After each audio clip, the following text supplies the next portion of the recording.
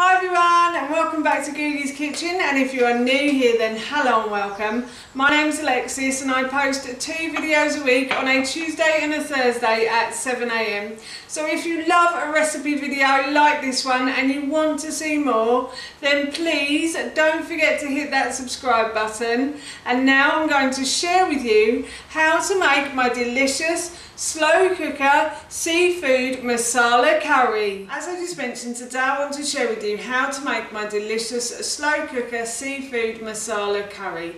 Now if you're like me and you still love a warm meal on a hot summer's day, I know it's crazy, but if you are like me, then slow cooking is a great way to be able to have a warm meal at the end of the day. I love using my slow cooker, especially in the summer months. I throw everything in here at the beginning of the day and I let it all cook away, and then at the end of the day, as I said, I have that lovely warm meal to feed myself and my family as well.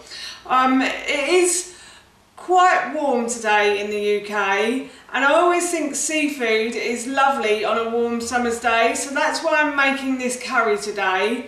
And of course, while I was making it, I thought I'd share the recipe with you. So here is how to make my delicious slow cooker seafood masala curry. For this recipe, I have sliced 1 leek quite thinly. You can make them as thick or as thin as you like. If you like chunky leek in your curry, then please by all means make it chunky. I've also peeled and sliced half a courgette, and the reason I've only done half a courgette is because I'm serving this to Howard, Ted and myself, so there won't be any leftovers for tomorrow, so I've only done half, but in the original recipe it was 1 whole courgette. And I've done 1 small carrot, so I've peeled and sliced 1 small carrot. Again, these were in really small pieces, and again, if you wanted to make this for 4 like the original recipe, then you could use a large carrot. And I've peeled and removed the seeds from about 100 grams of butternut squash, and that's halved as well. Oh, and I've peeled and sliced 1 clove of garlic, 1 large clove of garlic. So I'm going to put these ingredients into my slow cooker pot, like so. And then I am going to add in garam masala. So I'm going to add in about 1 teaspoon of garam masala. Garam masala is a mix of spices that makes up the masala. If you wanted to make your own masala spice, then you can. I'm just doing it this way because it's really easy, and it just makes, this is really tasty as well. I buy this one in my local supermarket, Tesco's. You can get it in Sainsbury's as well, and I'm sure you can get it in a variety of other supermarkets as well. And as I said, it's just a really easy way to get lots of spices into your dinner. And then I'm also going to add 1 teaspoon of oregano as well, or oregano if you're from that part of the world that says it that way. And then I'm also going to add in 1 big heaped tablespoon of rice flour. Now you can use plain flour for this if you want to. I'm using rice flour because I have a slight gluten intolerance, so I much prefer to use rice flour than I do any other type of flour. And this is just to thicken the sauce a little bit as well. And then I'm going to add in about 200 mils of chicken stock as well. You could use bone broth if you wanted to, or you can also use vegetable stock as well.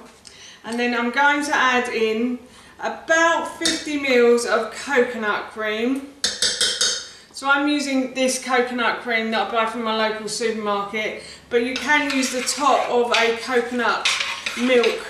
So if you put the coconut milk in the fridge, leave it in there, then the creamy part will rise to the top and the watery part will sink to the bottom.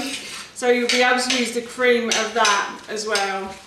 So I'm just going to mix these ingredients round, like so. And I'm just going to grab my salt and pepper. I had forgotten my green beans, so I've got about a handful of sliced green beans that I'm going to put into the slow cooker pot as well. And then I'm going to add some salt and pepper to this as well.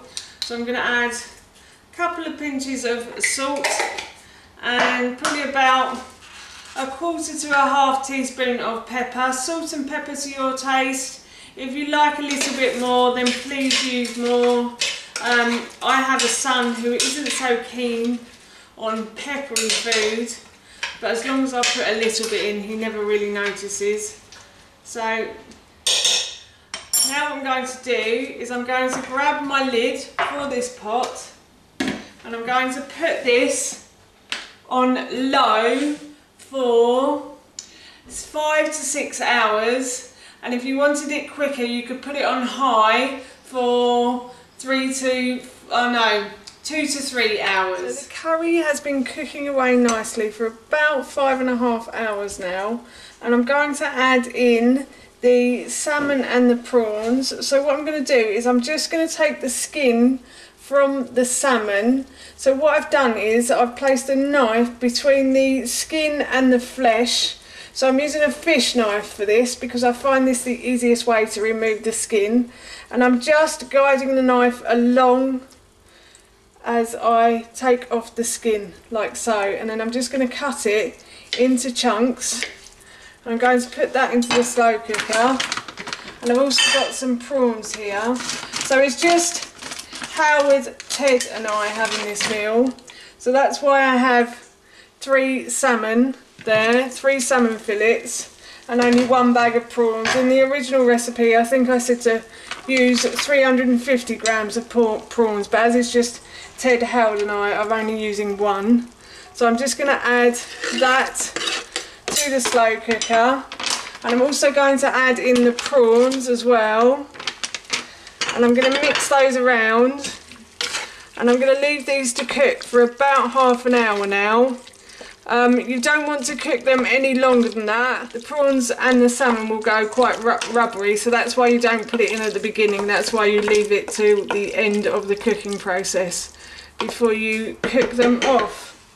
So I'm just going to put the lid back on, and as I said, I'm going to leave that for about 30 minutes. The prawns and the salmon have cooked in the curry now, so what I'm going to do is I'm just going to serve myself some. I've cooked off some quinoa to go with this, but you can have rice or you could have millet as well.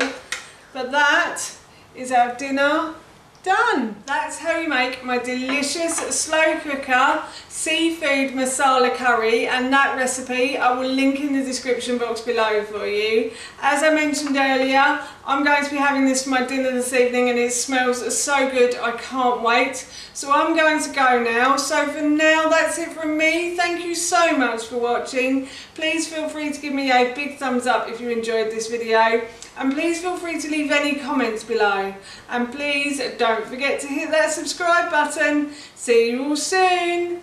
Bye.